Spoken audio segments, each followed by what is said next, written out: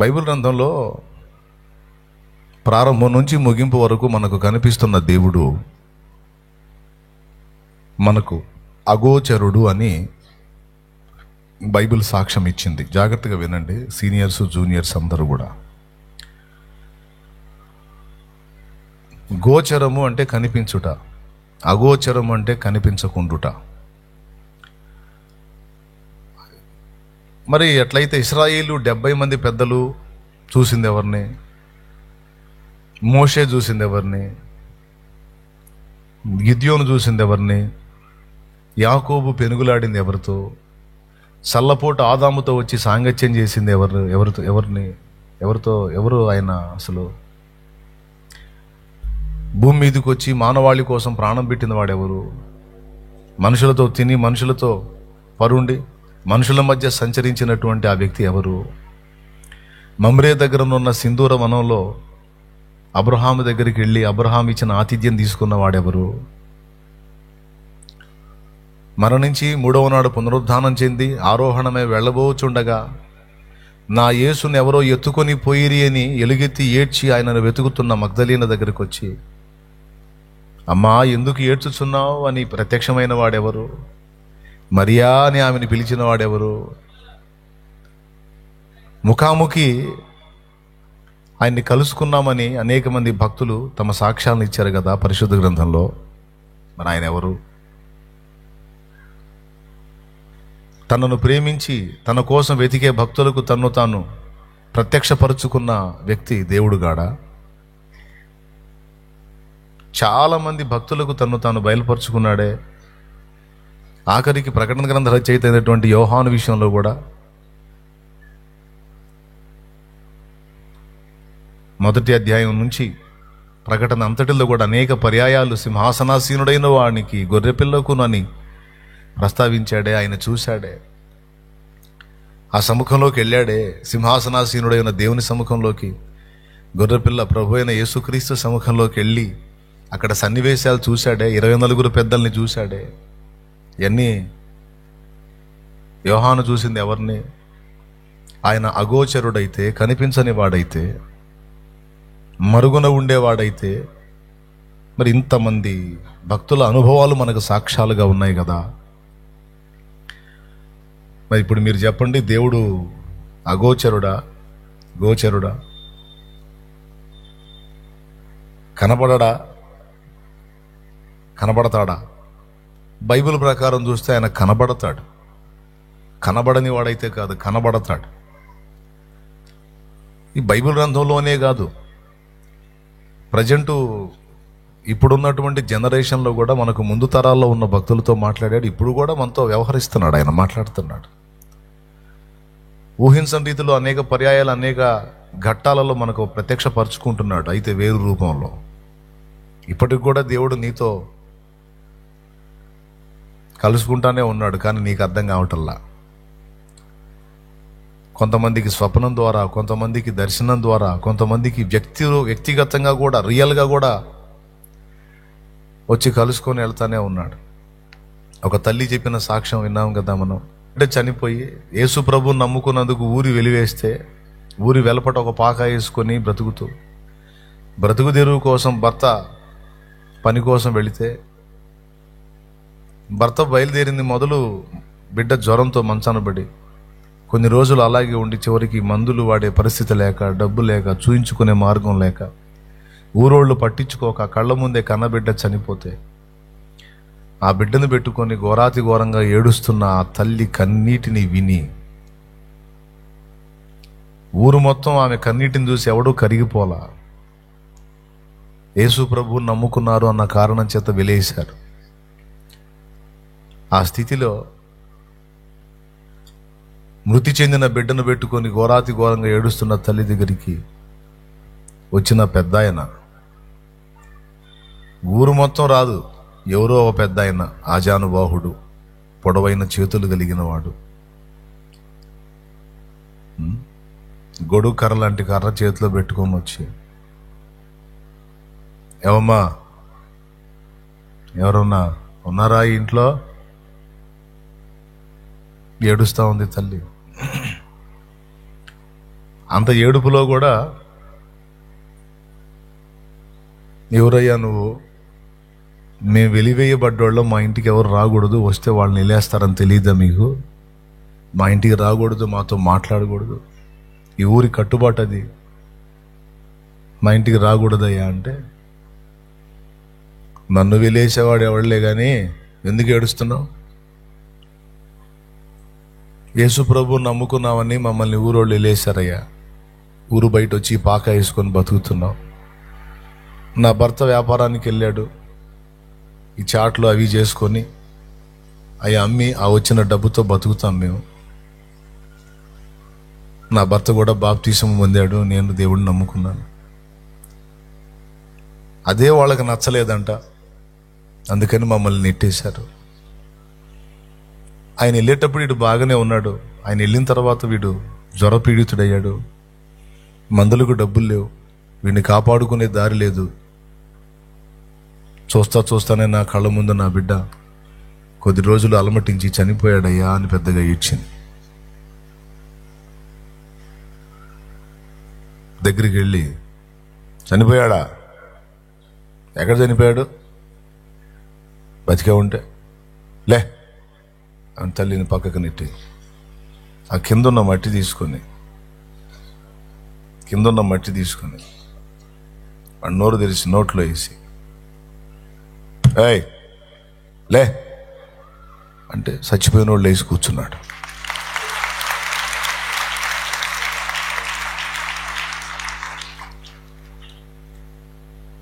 ఇవన్నీ కహానీలు కాదు, నమ్మనోడికి ఇది కహానీ. అనుభవించిన వాడు ఎలుగెత్తి సాక్ష్యం ఇచ్చాడు, పుస్తకంలో కూడా సాక్ష్యం రాశాడు. చచ్చిపోయినాడు, తిరిగి బ్రతికాడు. వాడు ప్రాణంతో బ్రతికినప్పుడు తల్లికి ఏమనిపించింది? ఏడుస్తున్నా వానికి ఏమైనా పెట్టు అంటే లోపలికి పోయింది పిల్లగాడికి ఏమైనా తీసుకొచ్చి పెట్టడానికి. వాడు ఆకలి అన్నాడు, ప్రాణంతో బ్రతికి ఆకలమ్మా అన్నాడు. ఇదే మాట బైబిల్లో ఒక ఆమెతో ఒక ఆయన అన్నాడు. ఒక ఆమె విషయంలో, యాయిరు కూతురు 12 ఏళ్ల పాప చనిపోయినప్పుడు తిరిగి ఆమెని బ్రతికించి ఆమెకు ఆహారం పెట్టండి అన్నాడు. ఎవరో ఆయన చచ్చిపోయిన దాన్ని బతికించి ఆమెకు ఆహారం పెట్టండి అన్నాడు. ఎవరో ఆయన. ఇక్కడ కూడా అదే మాట. బ్రతికాడని ఆనందపడుతున్న పొయ్యేమన్నా పెట్టు అంటే ఉట్టి మీద పండ్లు పెట్టిందంట. వాడమ్మ ఆకలి అంటే పెడదామని ఆ పండ్లు అట్టనే ఉన్నాయి, బిడ్డ చచ్చిపోయాడు. జ్వరం వచ్చినోడికి ఏం తినబుద్ధి కాదు, అది విషజ్వరం, నోరు చేదైపోయిద్ది. ఎంత ఇష్టమైన వస్తువు చూపించినా సరే నా వల్ల కాదు అంటారు. మీకు అందరికీ జ్వరం వచ్చిన అనుభవం ఉంది. పాపం పండ్లు తెచ్చి ఆడ పెట్టుకుంది కానీ తినలా బిడ్డ. కాయలు తెచ్చి ఆడ పెట్టావుగా, పో తీసుకొచ్చి ఆ చిన్నోడికి తినిపించు. వాడికి ఏమైంది? చచ్చిపోయాడని ఎడుతున్నావు పో అంటే లోపలికి పరిగెత్తింది కాయలు తెచ్చి పెట్టడానికి. ఆ బయటకు వచ్చేటప్పుడు లేడేనా.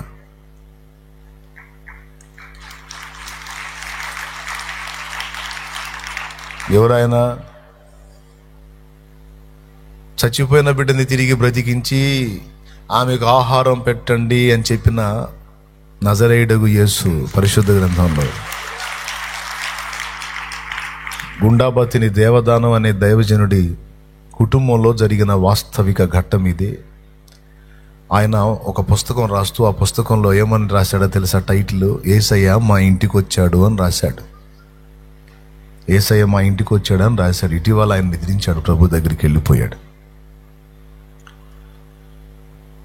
మనం ఊహించాం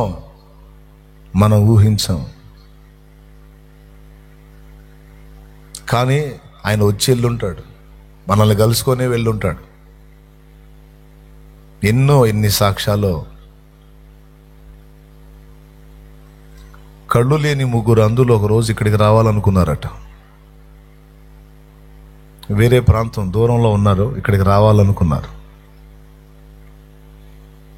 ఎట్లా రావాలి? సరే ఎట్లకట్లా పోదాం, ఎట్లనన్నా పోదాం, దేవుడే తీసుకెళ్తాడని బస్ స్టాండ్కి వచ్చారంట. బస్ స్టాప్కి ఎవరో ఒక ఆయన వచ్చాడు, ఆడికి వెళ్ళాలనుకుంటున్నారు. మేము చిలకలూరుపేటలో తండ్రి సన్నిధి ఉంది, శాలేం రాజు అన్నను ఒకసారి ముఖాముఖి కలుసుకోవాలని వెళ్తున్నాం. ఆయన దొరికినా దొరకపోయిన ముందు ఆ మందిరంలో అడుగుపెట్టి కాసేపు ప్రార్థన చేసుకొని అన్న వద్దామని వెళ్తున్నాం. చానాళ్ళ నుంచి ఆశ ఉంది మాకు, కాకపోతే మేము ఎలా వెళ్ళాలో మాకు తెలియదు అన్నారు. తెలియకపోతే నేను తీసుకెళ్తా రండి అన్నాడు ఈయన.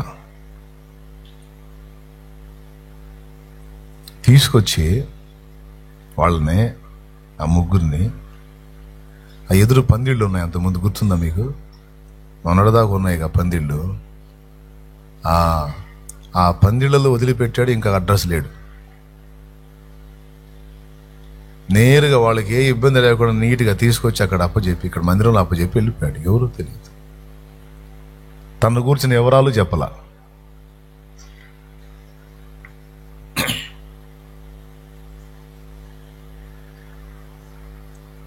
శాంతినగర్లో పరిచర్య చేస్తున్నప్పుడు ఇవన్నీ చెబితే ఒకడు నమ్ముతాడు, నమ్మడం నిద్రమోహం వాడు. నేనేం చేసేది వాస్తవం.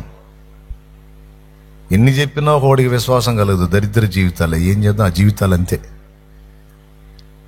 ఆ బ్రతుకులు అంతే. ఏముందండి, ఎముకలు జాయింట్లు చేసి, నరాలు అల్లి, మాంసం పొదిగి, చర్మం కప్పి, జీవవాయువు నూది బతుకురా మనిషి అంటే బతుకుతున్నాడు. ఇదొక వింత కదూ, ఇదొక ఆశ్చర్యం కదూ. డైలీ చూస్తున్నాం కాబట్టి ఏం అర్థం కావట్లేదు, కానీ మన శరీరం కదలిక, మన బ్రతుకు, మన ఉచ్ఛ్వాస నిశ్వాసాలే ఒక వింత. మైండ్ బాగా పనిచేసిన వాడికి ప్రతి అణువులోనూ దేవుడు కనపడతాడు, ప్రతి అణువు కదలికలోనూ దేవుడు కనపడతాడు. దేవుని ఉనికి స్పష్టంగా అర్థమైద్ది. శాంతినగర్లో సేవ చేస్తున్న, జోరున వానబడింది, ఆదివారపు ఆరాధన, ప్రభు బల్ల టైం. 2 దారులు ఉన్నాయి. సంజీవ్ నగర్ మీదుగా చెట్లల్లో గుండా రావచ్చు, భయంకరంగా పెరుగుంటాయి అడవి తుమ్మ చెట్లు, వాటిలో గుండా రావచ్చు, దగ్గర దారి. చుట్టు దిగి రావచ్చు, అడ్డోడ్ సెంటర్లో గుండా రావచ్చు, అది చుట్టుదారి. ఒక సోదరి ఏం చేసిందంటే, ఆమె రావటం లేట్ అయింది. ఆ రోజు ఇక్కడ ప్రభు బల్ల సమయం అవుతుంది, ప్రభు బల్ల సమయం అవుతుంది. ఆ ఏరియా దాటి చెట్లల్లోకి వస్తే పెందలాడి వెళ్ళొచ్చు, చెట్లల్లో గుండా మందిరం కాడికి వెళ్ళొచ్చు అని ఆ చెట్లల్లో గుండా రావటానికి హడావుడిగా వానబడింది, మోకాళ్ళలోతు నీళ్లు బారినాయి.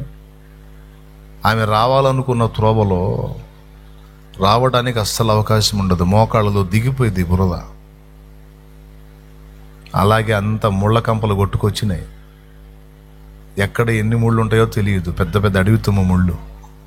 ఎదిగిన వాళ్ళకి, అక్కడ ఉన్న వాళ్ళకి తెలుసు నేను చెప్పింది నిజమా కాదనేది. ఆ త్రోవలో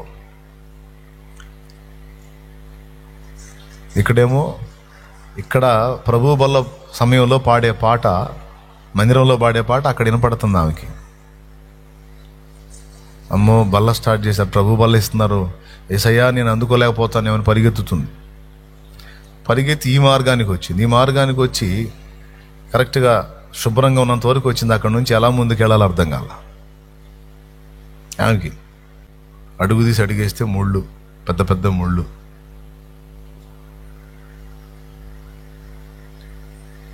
ఎట్లా పోవాలి?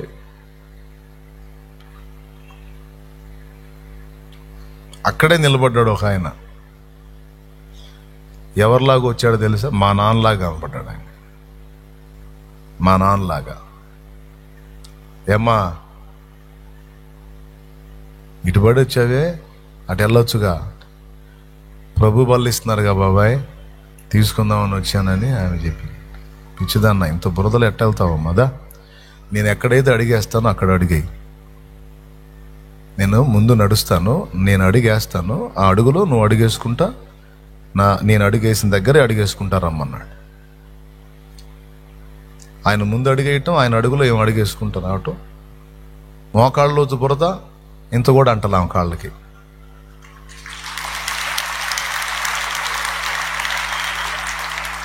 నేను చెప్పాలి, ఆమె చెప్పింది సాక్ష్యం.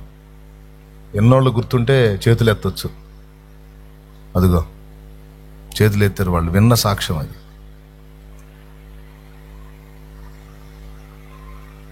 చక్కగా మొత్తం దాదాపు చెట్లన్నీ దాటించి ఇంకొంచెం ఉందనంగా ఇంకక్కడ బురద లేదు. బాగుంది నేల, వెళ్ళొచ్చు మనిషి. ఏదో పద పద టైం అవుతుంది పో అంటే ఒడ్డెక్కిచ్చాడు. తర్వాత వచ్చి ఆమె ఆ 4 అడుగులు నడిచింది కదా, అక్కడ కొద్ది గొప్ప అంటితే అది దులుపుకుంటా ఏకాడికి మందిరం ఆలోచనలో ఉంది, అడుగు ముందుకేసింది. అక్కడున్న వ్యక్తులు చూసి బిత్తరపోయారు. ఏమమ్మా నువ్వు మనిషివేనా, ఎట్టొచ్చావు అసలు ఈ బురదలో? పురుషుల్లో మేము పోవటానికే ఇబ్బంది పడి మేము కూర్చున్నాం, ఆడ మనిషివి అసలు ఎట్లొచ్చావు నువ్వు అని వాళ్ళు అరిశారు ఆమెని. నేను కాదు, బాబాయ్ తీసుకొచ్చాడు నన్ను. నేను వెనక్కి చూసింది, బాబాయ్ లేడు, అబ్బాయి లేడు, ఎవరు లేరు. ఆమె చెప్పిన సాక్ష్యం ఏంటంటే, కాళ్ళు అక్కడే గడగడ వణిగిపోయినాయి అంట. ఆయన సన్నిధి కోసం ఆశపడి ఆయన శరీర రక్తాలు తీసుకోవటానికి అయ్యో నాకు నేను పోగొట్టుకుంటానేమో ఈ వారం అని ఆమె ఆందోళన పడి, ఆ హృదయంలో ఆయన కొరకున్న ఆకలి ఆతృత ఆయన ఎరుగును.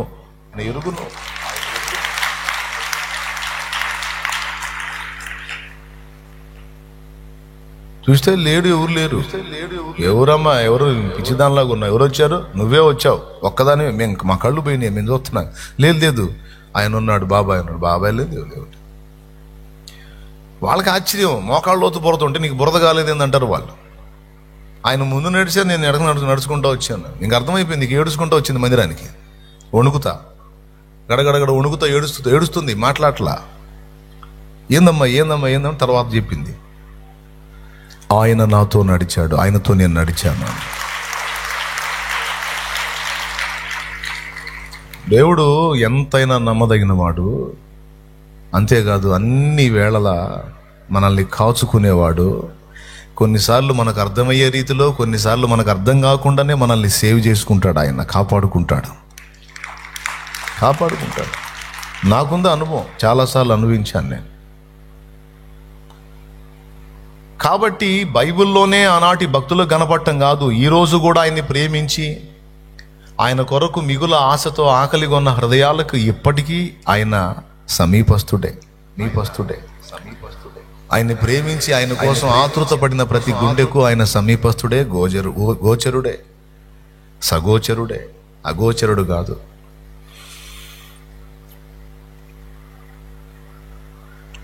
మరి అగోచరుడు అని ఎందుకు అన్నాడు బైబిల్లో? అన్నాడు, ఆ మాట ఉంది బైబిల్లో. చూస్తారా ఎక్కడుందో, లేకపోతే మీరే చెబుతారా?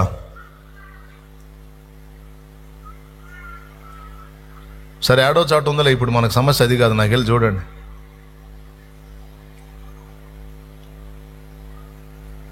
ఆయన అగోచరుడు అని రాశాడు కదా. అయితే కంటికి కనబడడు అని కాదు, అర్థం కాడు. అది మనం అందులో పట్టుకోవాల్సిన పాయింట్. కనబడ్డాడు, మాట్లాడాడు, నడిచాడు, మనల్ని నడిపించాడు, అన్నీ నడిచినాయి. అయినా వాక్యం అంటుంది ఆయన మనకు అగోచరుడు. అదే ఏబులో ఉంటుంది.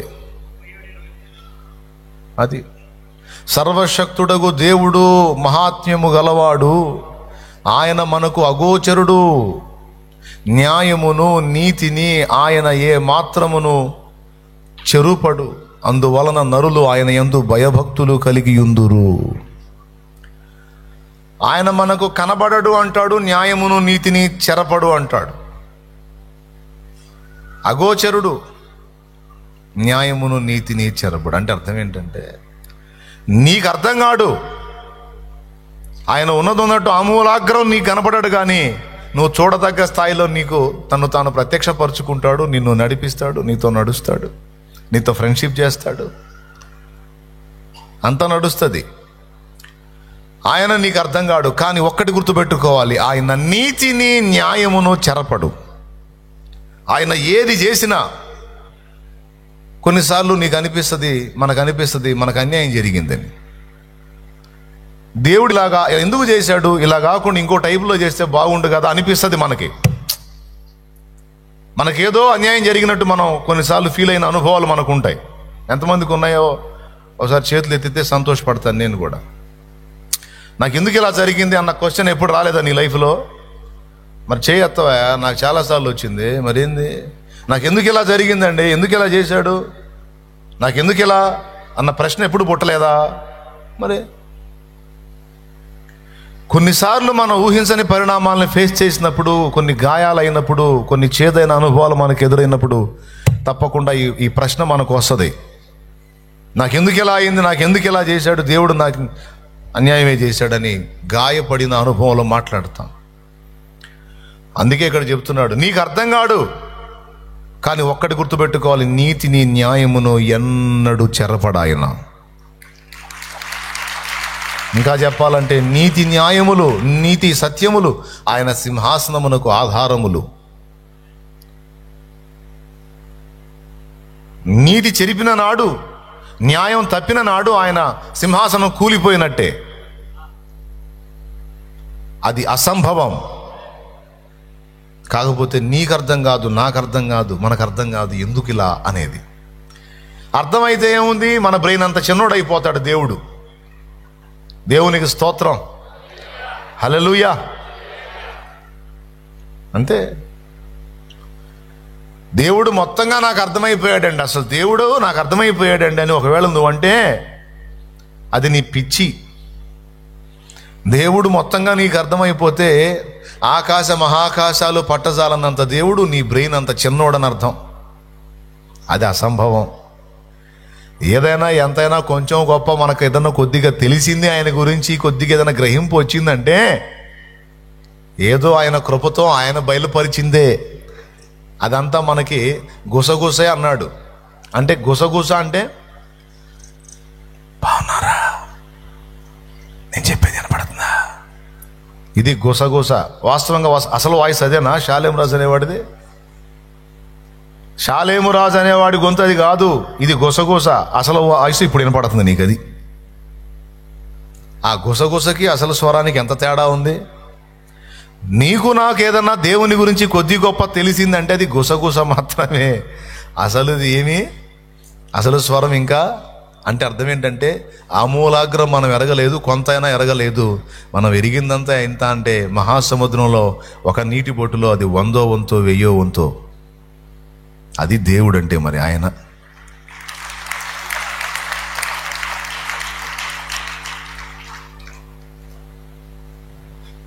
నీకు అర్థం కానంత మాత్రాన న్యాయం తప్పుతాడని కానీ నీతిని చెరుపుతాడని కానీ నువ్వు అనుకోకూడదు. బాయ్, వింటున్నావా?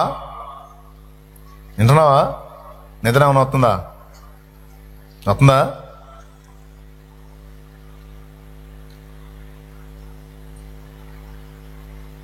కానీ కొన్నిసార్లు మనకి మాత్రం ఆ చేదైన అనుభవాలు ఎదురైనప్పుడు మాత్రం అన్యాయం జరిగిందన్న ఫీలింగ్. నీకు అన్యాయం చేస్తే మనుషులు చేసి ఉంటారు, నీకు అన్యాయం చేస్తే మనుషులు చేసి ఉంటారు, ఆయన చెయ్యడు.